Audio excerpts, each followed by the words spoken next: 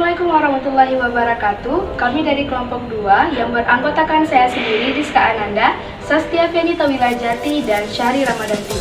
Kami hari ini akan membawakan sebuah materi yang berjudul Aliran Al-Maturidiyah. Teologi sebagai sebuah pembahasan ajaran-ajaran yang mendasar dari suatu agama, di mana termasuk mengembangkan paham tentang Tuhan. Islam sebagai agama tentunya tidak lepas dari teologi. Teologi di Islam mempunyai keunikan tersendiri dalam pembahasannya, sehingga dalam sejarahnya yang panjang itu, pembahasan tentang teologi Islam sangatlah menarik, menegangkan, bahkan tidak sedikit menimbulkan perdebatan. Permusuhan sampai pembunuhan dan ada juga pengkafiran. Munculnya banyak aliran dalam teologi Islam tentunya ada keinginan memahami dasar-dasar agama Islam. Dari pemahaman-pemahaman itulah yang kemudian muncul aliran-aliran yang tentunya tidak terlepas konteks yang ada. Kemunculan paham teologi Al-Maturidiyah adalah di antara aliran-aliran dalam pembahasan teologi Islam. Adalah salah satu fenomena di antaranya. Sebagai salah satu paham teologi dalam Islam, teologi Al-Maturidiyah tentunya mempunyai pendiri, ajaran atau pemikiran. Aliran Al-Maturidiyah adalah salah satu aliran dalam teologi Islam yang tergolong kelompok Ahlussunnah wal Jamaah. Aliran ini muncul pada awal abad 5 Hijriah. Aliran Maturidiyah disandarkan pada nama pendirinya, yaitu Abu Mansur Muhammad bin Al-Maturidi yang lahir di Maturid, yakni sebuah kota kecil di Samarkand, Uzbekistan, dan tahun kelahirannya tidak banyak diketahui. Al-Maturidi wafat sekitar tahun 332 atau 333 Hijriah. Dalam aliran Al-Maturidiyah, peranan akal atau rasio memiliki tempat yang penting di dalam menyusun konsep teologinya dan di dalam memahami ajaran-ajaran agamanya. Akal atau rasio dalam aliran ini dapat membantu untuk memahami adanya Allah atau keesaan Allah, sifat dan zat-zatnya. Rasio dan akal juga dapat digunakan untuk memahami ayat-ayat Al-Quran dan hal-hal yang masuk dalam lingkup teologi. Aliran Al-Maturidiyah juga bernaung di bawah paham Ahlussunnah wal Jamaah bersama dengan aliran Asy'ariyah.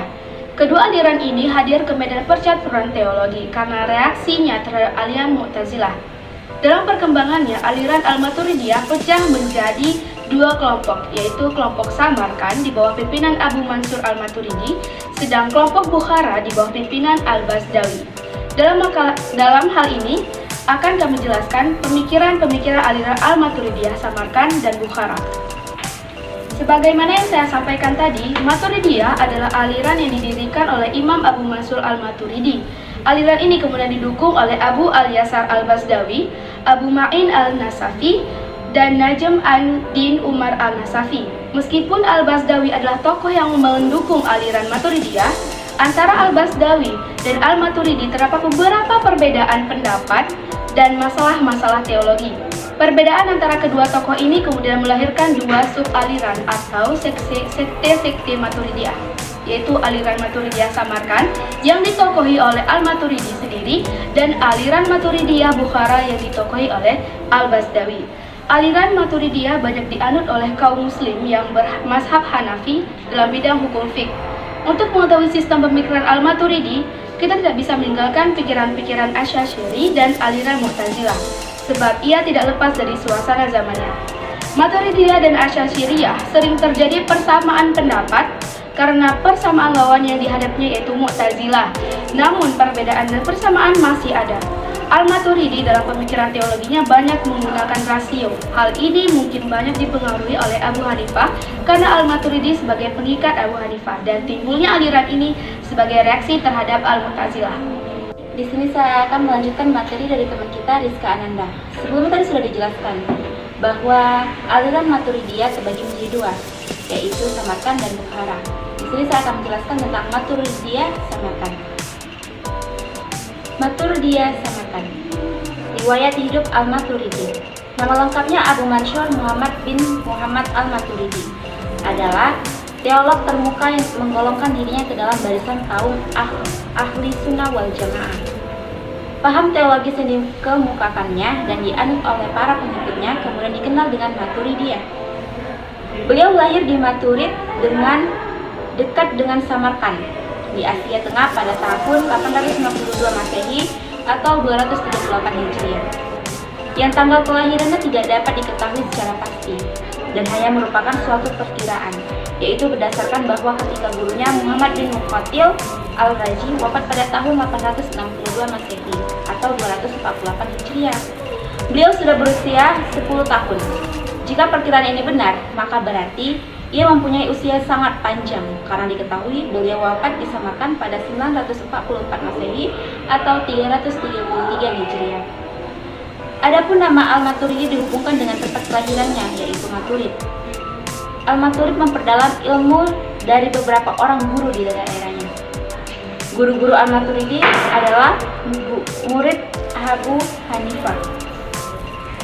Dari guru-gurunya itulah membuat Al-Maturidi dikenal dalam bidang fikih, ilmu kalam, tafsir sekalipun akhirnya ia lebih populer sebagai mutakallim.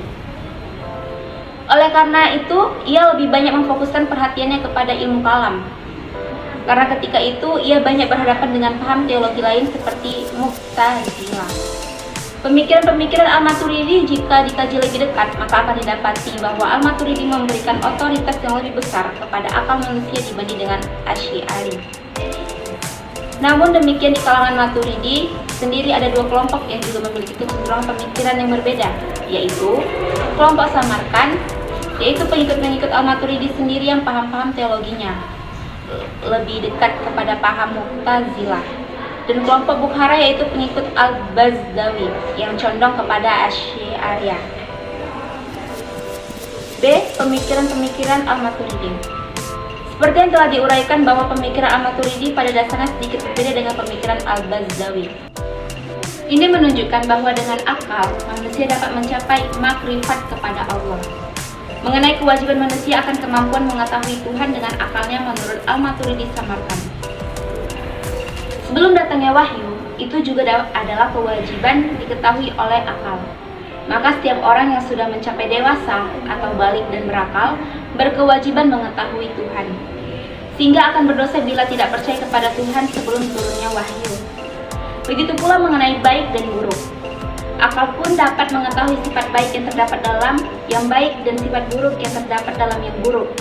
Dengan demikian, akal yang juga tahu bahwa perbuatan buruk adalah buruk dan perbuatan baik adalah baik.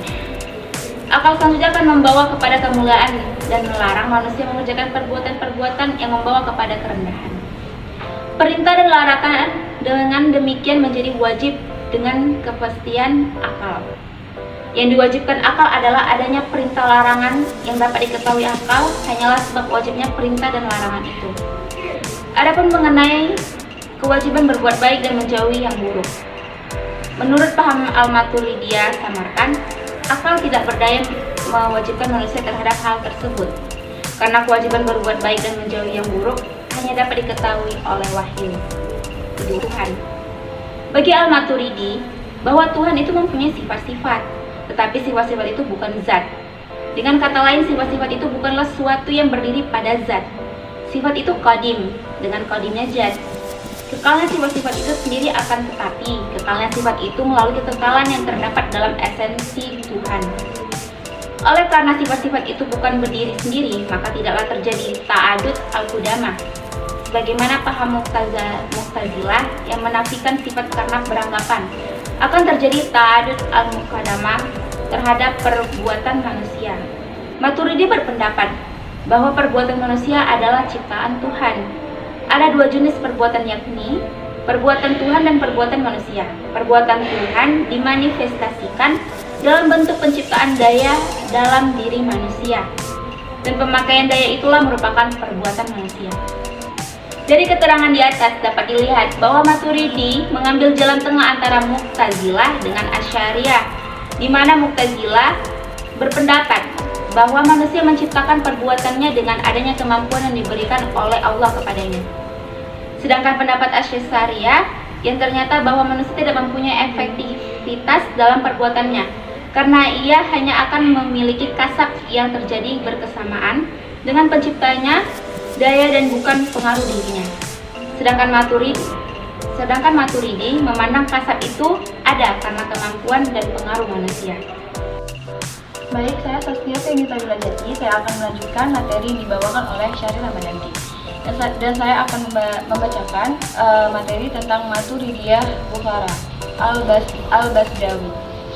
Nama lengkapnya adalah Abu Yusuf Muhammad bin Al-Husain bin Abdul Karim Al-Basdawi yang dilahirkan pada tahun 421 Hijriah. Kakek Al-Basdawi yaitu Abdul Karim hidupnya semasa dengan Al-Maturidi dan salah satu murid Al-Maturidi, maka wajarlah jika cucunya juga menjadi pengikut aliran Maturidiyah. Sebagai tangga pertama, Al-Basdawi memahami ajaran-ajaran Al-Maturidi lewat ayahnya. Al-Basdawi mulai memahami ajaran-ajaran Al-Maturidiyah lewat lingkungan keluarganya, kemudian dikembangkan pada kegiatannya mencari ilmu pada ulama-ulama secara tidak terikat. Ada beberapa nama ulama sebagai guru Al-Basdawi, antara lain yang pertama adalah Ya'qub bin Yusuf bin Muhammad Al-Naisaburi dan Syekh Al-Imam Abu Khatib. Di samping itu juga, dia juga menelaah buku-buku filosof seperti Al-Kindi dan buku-buku Mu'tazilah seperti Abdul Jabbar Al-Razi, Al-Jubai, Al-Ka'bi, dan Al-Nadam. Adapun dari karangan-karangan Al-Maturidi yang dipelajari ialah Kitab Al-Tauhid dan Kitab Ta'wilah Al-Quran. Al-Basdawi berada di Bukhara pada tahun 478 Hijriah atau 1085 Masehi. Kemudian ia menjabat sebagai Qadi Samarkand pada tahun 481 Hijriah atau 1088 Masehi, lalu kembali di Bukhara dan meninggal di kota tersebut pada tahun 493 Hijriah dan 1099 Masehi. Selanjutnya adalah pemikiran Al-Basdawi. Dalam pembahasan selanjutnya ini akan dikemukakan beberapa pemikiran Al-Basdawi, diantaranya sebagai berikut. Yang pertama adalah akal dan wahyu. Al-Basdawi berpendapat bahwa akal tidak dapat mengetahui tentang kewajiban mengetahui Tuhan sekalipun akal dapat mengetahui Tuhan dan mengetahui baik maupun buruknya.